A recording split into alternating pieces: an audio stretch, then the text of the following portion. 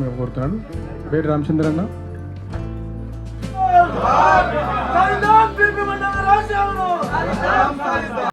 Learn Telugu so fluently that I can address हो भैया. हिंदी में बोलिए. हिंदी में ही बोलने की कोशिश. सबसे पहले तो कृष्णैया साहब जो सोशल जस्टिस के गार्जियन हैं तेलंगाना और आंध्र में, हमारे युवा नेता रामचंद्र जी भाई, रामचंद्र जी मेरे एक छोटे भाई की तरह हैं जो लगातार आंध्र में संघर्ष कर रहे हैं.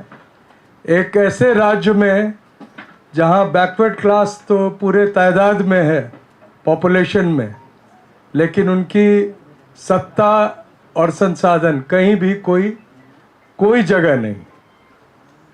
तो रामचंद्र भाई के पास एक बड़ा टास्क है. मैं उन्हें शुभकामना देता हूँ. साथ ही श्री सलेम जी जो स्ट्रॉन्ग पर्सन ऑफ तेलंगाना और हैदराबाद हैं, जिनके लिए मैं हमेशा काफ़ी इज्जत रखता हूँ. और श्रीनिवास नाम से हमारे तीन साथी यहाँ बैठे हैं. सभी को एक इकट्ठे मैं अभिवादन करता हूँ. ललिता मैडम है, अंजलि मैडम है, और भी हमारे कई लोग हैं. तो अब जब ये संघर्ष कर रहे थे तो मैं इनके साथ दिल्ली में भी संघर्ष कर रहा था. It is unfortunate since he is from backward class, he was not only just targeted, और न सिर्फ इन पर इतने सारे हमले हुए, लेकिन इन हमलों के बावजूद अगर कोई खड़ा रहता है तो वो बैकवर्ड क्लास का ही व्यक्ति हो सकता है. तो जनैया जी को इसलिए सलाम इनको, इनके संघर्ष को. मैं आज बहुत ही कृतज्ञ हूँ. बीपी मंडल जी का ये 43rd डेथ एनिवर्सरी है. एक दो बातें मैं उनके बारे में बोल देता हूँ, बहुत लोग नहीं जानते हैं. अभी श्रीनिवास जी से मेरी बात हो रही थी, वो बोल रहे थे कि आंध्र और तेलंगाना में बैकवर्ड क्लास तो इतने हैं, लेकिन दो दिक्कतें हैं. एक तो वो बैकवर्ड क्लास आइडेंटिटी, यानी एक पहचान, उसको नहीं समझ पा रहे हैं. जाति में इतने अधिक बटे हुए हैं कि इकट्ठे आने में बड़ी दिक्कत हो रही है.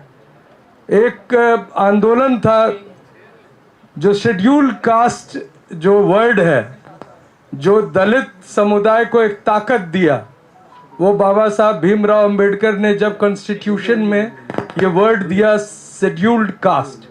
So even Andhra is the only place which even managed to bifurcate that identity and unity of scheduled caste.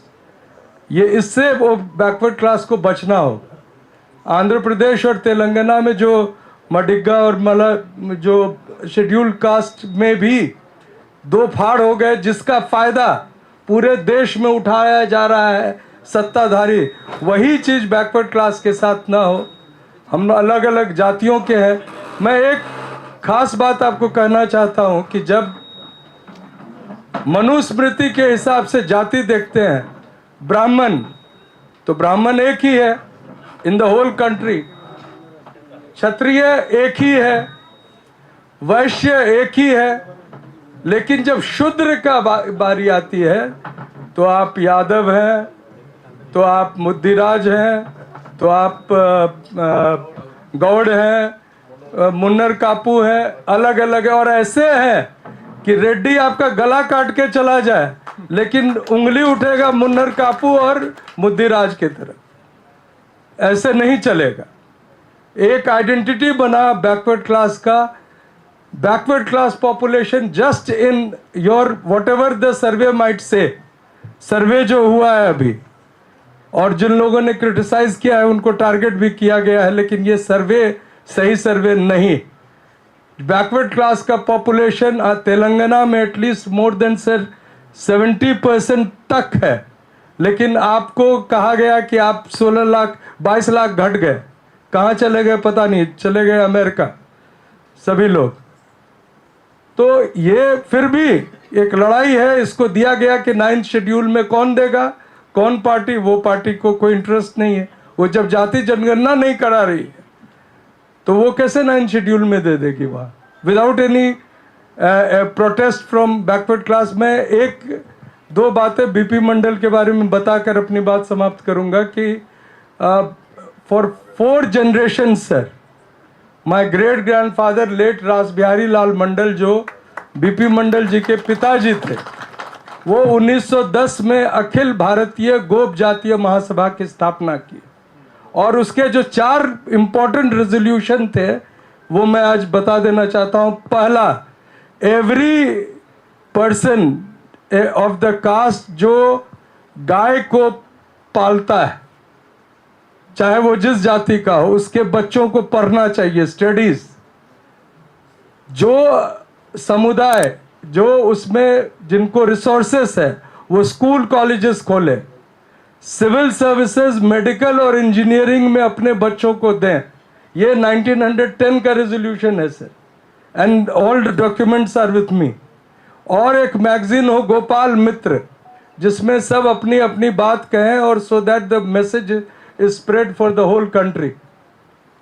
दूसरा, एक बड़ा चीज उन्होंने किया, उस समय शूद्रों को जनेऊ पहनने का अधिकार नहीं था, अभी भी नहीं है। जनेऊ आइडेंटिटी किसी एक पर्टिकुलर कास्ट का। तो उन्होंने 51 मन, एक मन में 40 किलो होता है, 51 मन जनेऊ जितने गोप जातीय लोग थे उस सभा में उनको पहनाया, जिसका रिएक्शन बिहार में इतना हुआ कि 3 डिस्ट्रिक्ट्स में उन लोगों को जो जनेऊ पहन के गए थे उनको पकड़ पकड़ के लोहे से दागा गया। हाउ डेयर यू, तुमने जनेऊ कैसे पहना? दरभंगा में, मुंगेर में और बेगूसराय में, जहां पर एक कास्ट एनिमोसिटी बहुत अधिक है।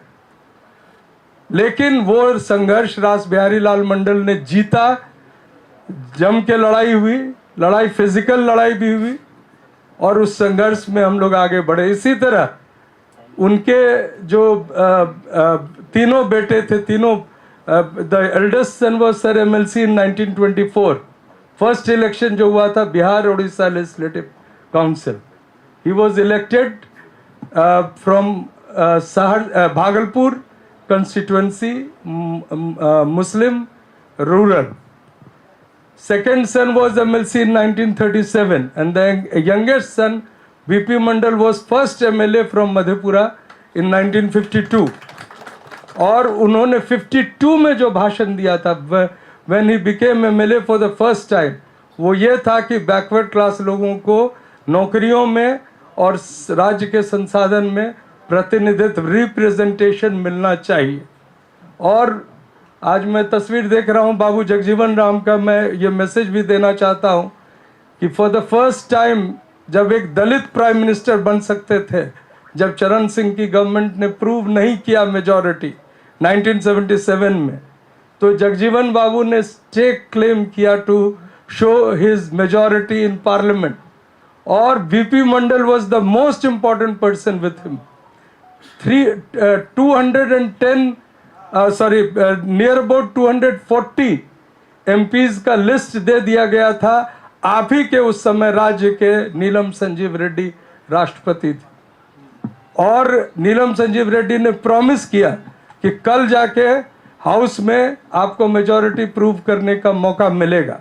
लेकिन रात को at 12 o'clock night Lok Sabha was dissolved and the first Dalit prime minister who could have become prime minister, Babu Jagjivan Ram, due to the animosity against Dalits from the land of Andhra Pradesh, he was denied the opportunity.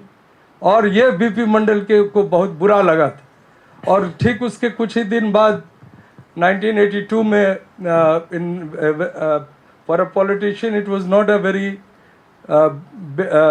big age. In the age of 64 he died in Patna on this date, 13 April 1982. So today, along with you, people of Telangana, backward classes of Telangana, most important our leaders of Telangana and all people who are present over here who have also fought for Telangana, most of the people over here.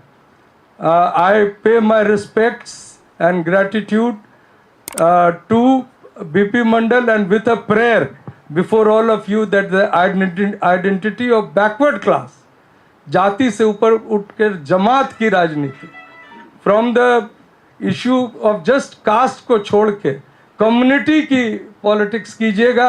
आप सभी सत्ता में रहिएगा, chief minister यहीं रहेंगे और इस राज्य का सबसे पावरफुल जो लोग हैं यहीं बैठेंगे, अगर वो ये यूनिटी कम्युनिटी की यूनिटी होगी।